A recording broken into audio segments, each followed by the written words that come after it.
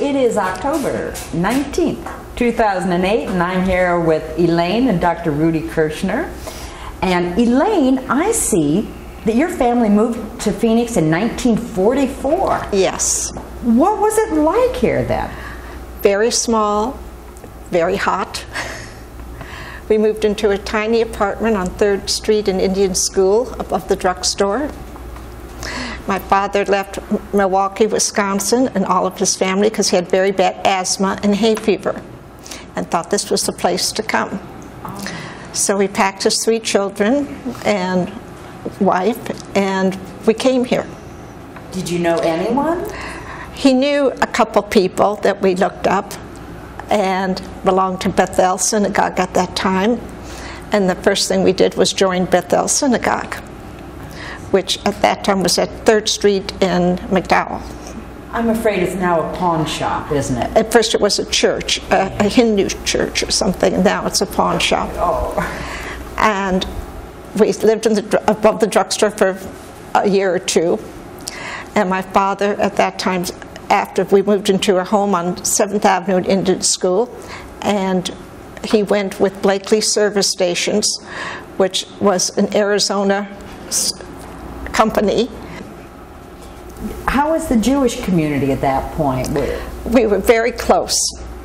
Bethel was small and it was very close, and there were other young people, and eventually I got to know them as I grew. And I went to Franklin Elementary School, Kenilworth Elementary School, and then Osborne School, where I graduated 8th grade, and then went to West High and graduated from there. What? I can't imagine since 1944 the changes you must have seen both in the Jewish community and the general Yes, community. yeah, very much so, very much so.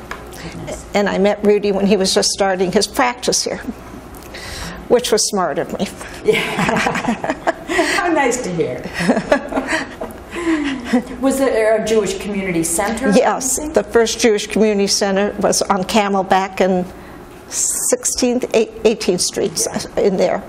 And life really centered for me at the center. I did a lot of things, from day camp to becoming a counselor, and BBG. Everybody was involved in youth groups, and you knew everybody, and you did things as groups. And Rudy, I've had the pleasure of knowing Rudy for some time. Rudy was a big help to us at the theater when last year we did a show about the kinder transport. Since we're sort of starting from the beginning of time, do you want to talk about your childhood upbringing and the kinder transport a little bit? Starting from the kinder transport, Yeah. be a good place to start. Kinder transport, for those that don't know, was a children's transport organized, in my case, in Prague, at that time Czechoslovakia, but also there was similar transports from Austria and Germany, all under Nazi occupation at that time. The ones from Prague became perhaps more famous because the organizer was a young British stockbroker. He was 28 years old at the time, and he organized to get all these children, 600 and some, out just before World War II. So I left Prague in this kinder transport and went, as the book says, into the arms of strangers. We went from Prague to Holland, and then from Holland to London, and we were picked up by people who took in these newcomers, these youngsters, these lost sheep, literally speaking, and then we were shipped out to various people in London. And shortly after that, war broke out, and then we were evacuated out of London to small communities in England, and again, literally taken from door to door and asked people, will you take 1, 2, or 3 of these kids in? And I was taken in by a couple of old ladies. and went to school, couldn't speak a word of English, but quickly learned. And after you were in England, at what age did you leave England? I left England twice, so to speak.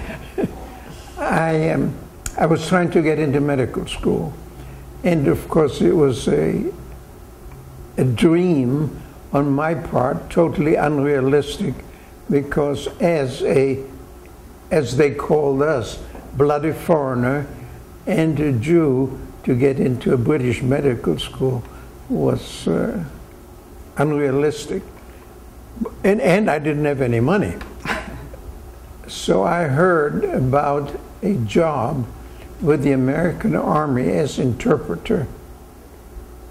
And I applied for the job, and in typical Army style, they asked us, the applicants, where do you want to go? And I had some friends that were there, so I put down my 3 requests. One was Esslingen, that is in Germany, near Stuttgart. The other one was Offenbach, which is near Munich. And my 3rd choice was Berlin. Well, needless to say, where did I go? Berlin. And it turned out to be the best assignment I could have asked for. It was very stimulating, a lot of work, and my idea was to save all my money and then go back to England and try to get into medical school again. However, the colonel in charge of the outfit that I worked for asked if I wanted to come to the United States. At that time, you needed an affidavit, which was basically a guarantee to the United States government that you would not become a burden of the United States government. And then I came to New York. He lived in New York, but also advised me that it would be better not to try to get into medical school in New York, because in those days they had what was called a numerus clausus. That means a restricted number of certain students, and it was never definitely stated what that certain student was, but that of course meant Jewish students. Sure. And this guarantor had a friend who was professor of history at the University of Houston in Texas, and he advised me to go to Texas.